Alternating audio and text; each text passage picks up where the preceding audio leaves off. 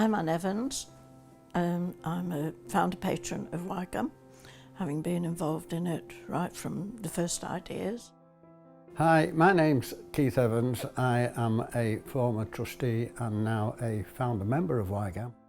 Hi everybody, so my name is Lee Willows and I consider myself an incredibly fortunate person really. I'm the Chief Executive of a fantastic organisation called YGAM, and it's a charity that we founded following our devastating experience with gambling. My son Alan was a heavy gambler.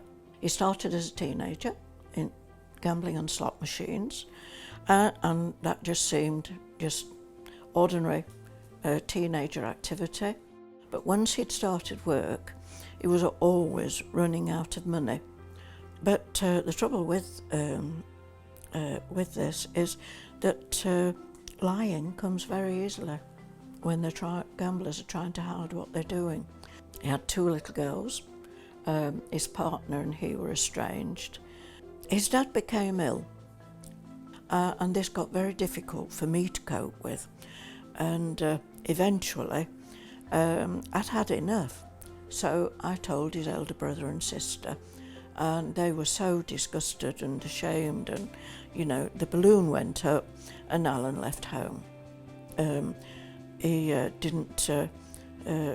knew he wasn't welcome to come home. Shortly after that, his dad died. He sold his house that we'd helped him buy.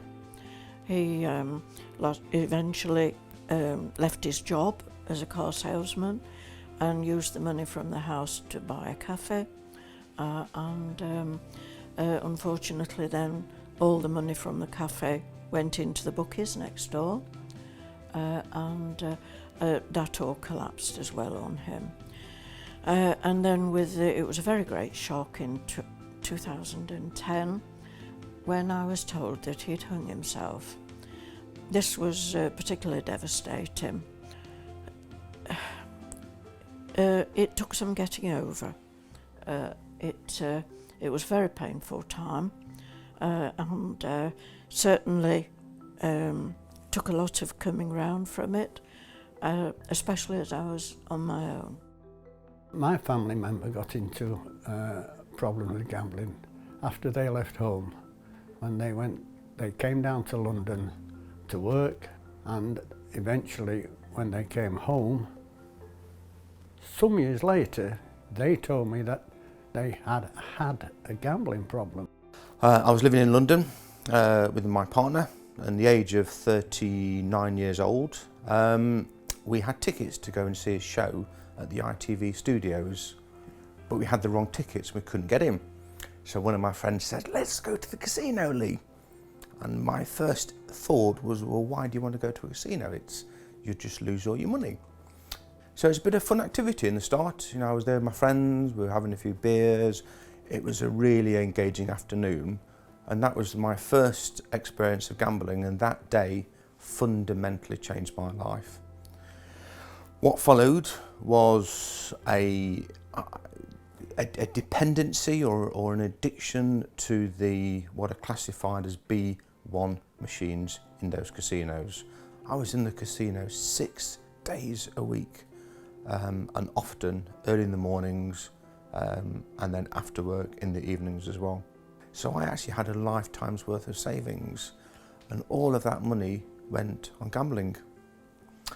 I had a clean credit file, so I was able to take unsecured loans out from all the big banks. I then even turned to payday loans, and I'm a relatively intelligent chap. I've had a good upbringing, but I had 47 payday loans, and all of that money went on gambling. And it was a desperate scenario. I mean, my debt was a high 6-figure sum. In 2013, I couldn't get any more access to money. And so I did something that I regret. I stole from my employer. I mean, how dare I do that? But the need to gamble was so strong, and I stole £19,000. And I spent that money. And I was going to sort of take some more money And I thought, Lee, you've just got to stop this. You've got to stop this. And I couldn't. And so the only way out I saw for myself is that I thought, well, I can't stop. I've taken money, it's terrible. So I need to punish myself. And I plan to take my own life. I was going to do it. And my phone went, and it was my mum. She left, good old mums. She left me a voicemail, and that then triggered me, for some reason, just to think for a moment about what I was going to do. And the first thing I did, I actually rang up the chairman of the organisation that I used to work for, and he was the first person that I told I had a gambling addiction to. Obviously I told my parents, obviously I told my partner. There was a huge fallout in the family. It almost tore the family apart, and how dare I put that up on the family. You know, I was the golden boy of the family, but now I was nothing. And it took a lot of strength from those around me to help me to rebuild my life. I had to go through a criminal justice process, obviously, and appropriately, for the money that I stole.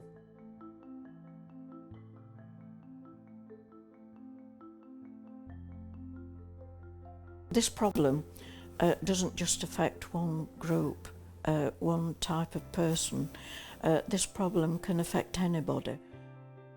So how do you pick yourself up from this? I began to research, do we talk to young people about safer gaming? Do we talk to young people about digital resilience, being safe online? And I was amazed that actually we don't. Our social purpose is to inform, educate and safeguard young people against problematic gambling and gaming.